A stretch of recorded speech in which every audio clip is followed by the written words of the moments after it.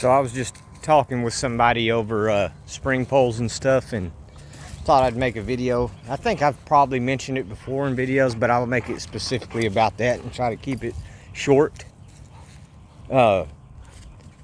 Is that with a spring pole, I know, like, you know, and this isn't the whole know-it-all thing, you know, I don't like to sound like that, but I got to tell y'all that a spring pole is not necessarily to work the mouth. And really the best benefit is with the feet planted on the ground for the dog. Now her, as y'all know, like Buck, he'll do it that way and pull and use the whole muscle group when he does it. With her, she does a lot of this shaking and then jumping around. She doesn't tug, so she doesn't get a whole lot of benefit out of it other than just moving around and stuff, you know. But a dog's mouth work is almost it's one of those controversial things, but really just the dog grabbing this and pulling at it is nothing, man. I mean, it's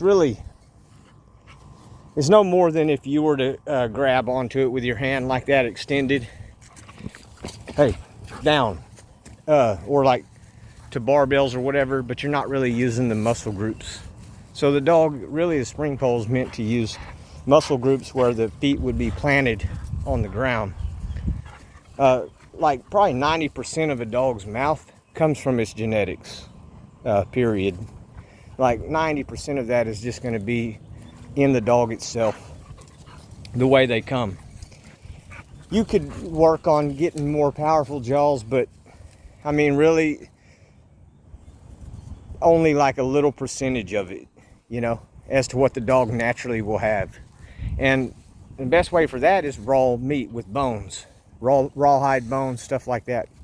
The raw bones that they can chew, break down and eat, because then they learn how to have that crushing power with their back teeth. So that is one way that you can benefit the mouth. But really, the spring pole, I mean, the way I look at it and tell people to look at it is, don't look at it as something like something that works the mouth. I wouldn't look at it that way. And really, you can hurt dogs that way, as I've explained before, like especially if they're pups, or even, you know, really, that's why I was careful with her. With her, I actually did that with one of her puppy teeth, but it was all right. But you still want to be careful, you know. Like, I never allow her to hang off the ground at her age. Like, a dog's, the ridges down in their gum line aren't going to be fully mature until the dog's fully mature. So you want to be careful with that. But I never allow her to hang off the ground. Buck, I've done it sometimes just for fun, you know, if I want to or whatever. And then they can swing about and do whatever. But it's really less beneficial than having the feet planted. It's easier to go over all that just making a video. Not that the person cared. We were just talking about it, and I like his videos, and I think he watches some of mine too. But so y'all know how it is. I respond to people like that.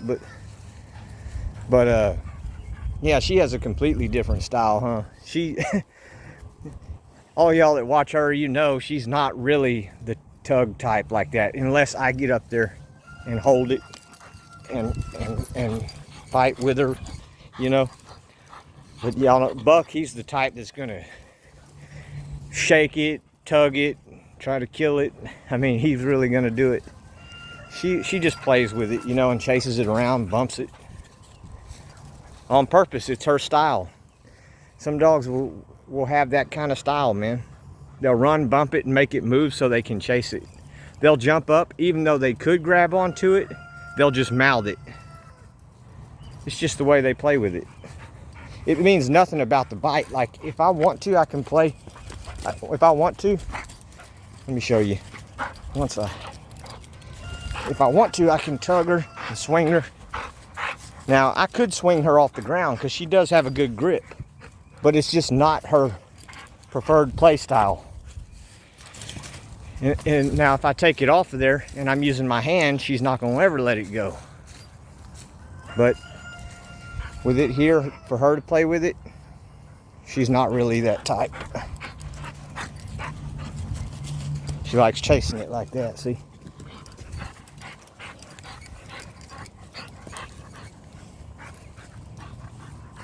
She also likes to, when it moves and stuff, it'll go towards the tree. Move. I mean, leave it. Watch this. Well, she caught it. Leave it. Come here. Sit. Sit. That'll work. I didn't get it there. She likes to bounce off that tree sometimes, though.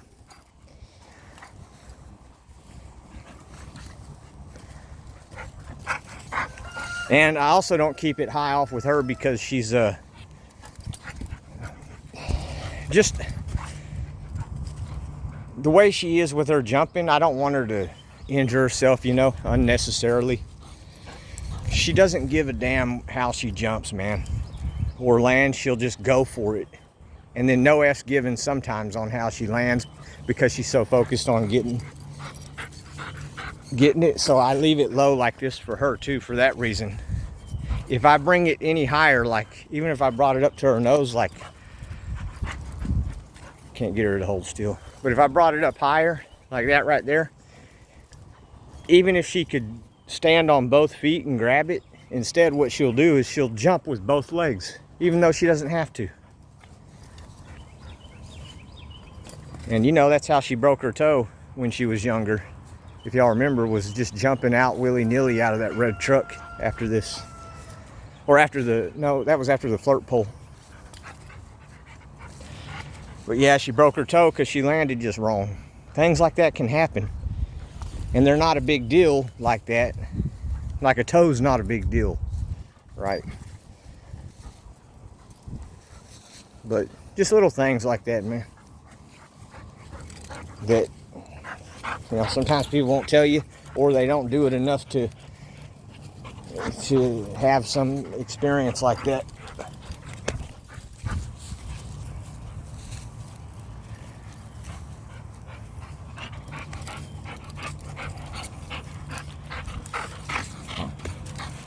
But yeah, you see, if I want to try and take it from her, then she'll hold on to it.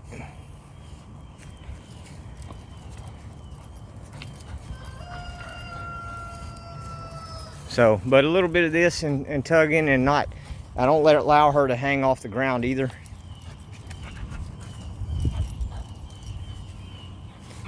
Like I said, if she was like 2-3 years old, I would do it. But I don't do that a lot, because like I said, I don't see the point.